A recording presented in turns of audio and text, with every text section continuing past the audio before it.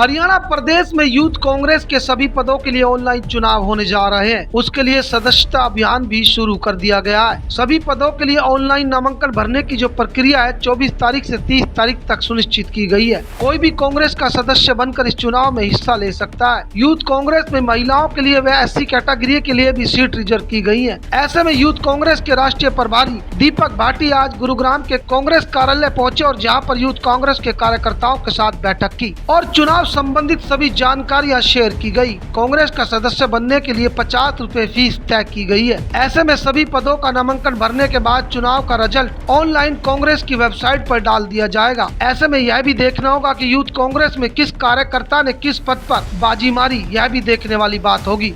फिलहाल पूरे प्रदेश में राष्ट्रीय प्रभारी कार्यकर्ताओं की बैठक ले रहे हैं और वहीं चुनाव की जानकारी देते हुए राष्ट्रीय प्रभारी दीपक भाटी ने क्या कहा, जरा आप भी सुन लीजिए। कि पूरे देश में भारतीय युवा कांग्रेस आंतरिक लोकतंत्र के तहत ये सदस्यता अभियान के दौरान चुनाव कराती है। जिस प्रदेश में इसका कार्यकाल पूरा हो जाता है कार्यकारिणी का, अभी मौजूदा जो हमारा कॉन्स्टिट्यूशन है उसमें 3 साल का कार्यकाल हमारे पदाधिकारियों को दिया गया है। तो 3 साल का कार्यकाल जिन जिन प्रदेशों में पूरा होता जाता है वहाँ चुनाव की प्रक्रिया आगे बढ़ाई जाती है। तो हमारा हरियाणा का कार्यकाल पूरा हो चुका है, तो यहाँ प्रक्रिया चल रही है। अभी हिमाचल में पीछे चुनाव हुए थे, कर्नाटका में, तेलंगाना में और मुंबई में, चंडीगढ़ में, कई जगह ये इलेक्शंस ऑनलाइन प्रक्रिया के तहत हो चुके हैं और हरियाणा में अभी ये होने जा रहे हैं। 23 तारीख से हमने मेंबरशिप लॉन्च की है और ये 6 अगस्त तक पूरी प्रक्रिया चलेगी। तो ऑनलाइन चुनाव कब से प्रक्रिया शुरू होगी? ऑनलाइन देखिए, नॉमिनेशन यदि जो साथी चुनाव लड़ना चाहते हैं उनको नॉमिनेशन करना पड़ेगा। तो 24 तारीख से 30 तारीख तक हमारा नॉमिनेशन खुला हुआ है। वो जो भी पद पे चुनाव लड़ना चाहते हैं वो नॉमिनेशन करा सकते हैं। क्या क्राइटेरिया है और इसमें महिलाओं के लिए खास क्या आपने कोई रिजर्वेशन है? जी बिल्कुल बिल्कुल बिल्कुल। हमारी जिला कार्यकारिणी हो, चाहे विधानसभा की कार्यकारिणी हो, चाहे प्रदेश की कार्यकारिणी हो, इसमें हमने महिलाओं के लिए आरक्षित पदों की व्यवस्था है। इसमें जो हमारी प्रदेश की कार्यकारिणी है वहाँ जो प्रदेश का महासचिव का जो पोस्ट है उसमें 7 महिलाओं के लिए पद आरक्षित हैं।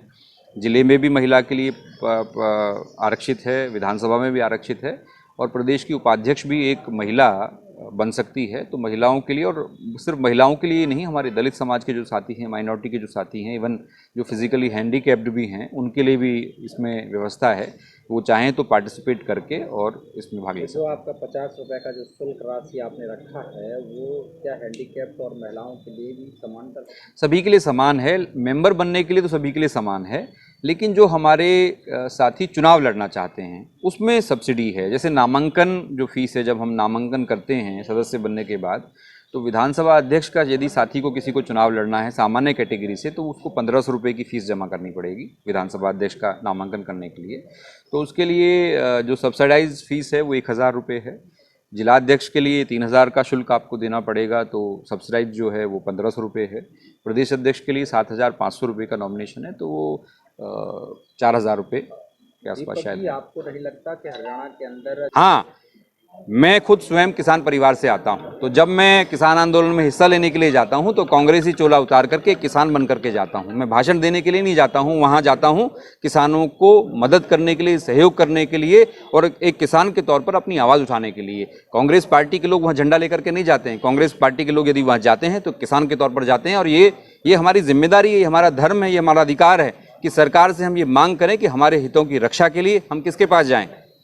तो भारतीय जनता पार्टी यदि ये कह रही है कि वो किसान है, तो उन्हीं किसानों ने तो उनको वोट देकर के सत्ता में बिठाया है, तो इससे बड़ा अपमान किसान कौम का क्या हो सकता है। देखिए, हरियाणा में फिर दोबारा यूथ कांग्रेस का इलेक्शन भारतीय युवा कांग्रेस कराने जा रही है और मेरे जैसा एक साधारण परिवार का नौजवान जिसको यूथ कांग्रेस ने यहाँ तक पहुँचाने का काम करा, 2009 में इलेक्शन लड़के, 2012 में और 2016 में जिला अध्यक्ष के चुनाव जीतकर मैं आया। राष्ट्रीय प्रवक्ता मुझे पार्टी ने बनाया और मेरे जैसा एक साधारण परिवार जब इस लेवल तक आता है तो यूथ कांग्रेस की और आदरणीय राहुल जी की और हमारे राष्ट्रीय अध्यक्ष की ये सोच है कि हर वो देश के कोने कोने का नौजवान जो साधारण परिवार से नाता रखता है वो राजनीति में आगे आए और राजनीति में उन मुद्दों को उठाए और उन युवाओं के भविष्य का फैसला करे जो वो खुद ग्राउंड लेवल पर उस पीड़ा को सहन करता है और उसको समझने में वो ज़्यादा सक्षम होता है।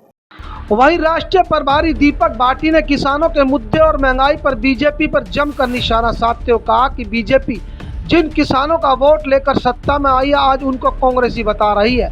कांग्रेस किसानों के साथ कांग्रेसी बनकर नहीं उनके साथ बल्कि किसान बनकर उनके साथ खड़ी है, जो कि सभी का अधिकार है। कोरोना काल में यूथ कांग्रेस जहां गरीब व मजदूर व जरूरतमंदों के लिए हमेशा साथ खड़ी रही है, कांग्रेस का हाथ हमेशा गरीब के साथ रहा है।